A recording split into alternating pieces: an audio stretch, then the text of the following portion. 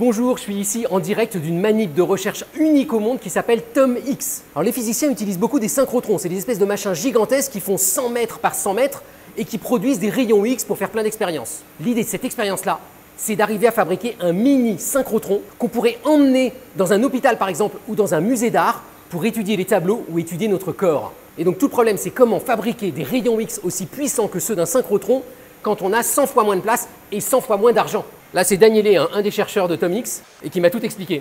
Alors le principe, c'est qu'on a un laser qui arrive ici, qui descend là, et qui tape là-bas dans une plaque métallique pour arracher des électrons. On prend les électrons et on les accélère monstrueusement à 50 millions de volts. Ensuite, on les fait aller tout droit, et là, vous voyez, ces machins rouges, c'est des aimants pour les faire tourner. Ça continue. Deuxième virage.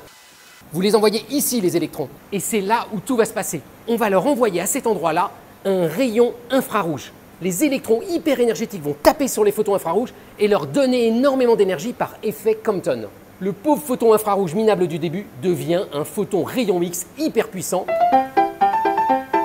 On le récupère là, le rayon X, et ensuite on l'analyse et on l'utilise par exemple pour regarder les couches qui se cachent derrière les tableaux ou encore en médecine pour faire des radios exceptionnelles. Alors petit problème, la radio elle est 100 fois plus précise que les radios actuelles, donc il va falloir réapprendre à interpréter des radios dans le futur probablement. Et alors la bonne nouvelle du jour, c'est qu'ils ont obtenu leur premier rayon X il y a quelques jours seulement, donc on est au tout début d'une grande aventure. Bonne journée!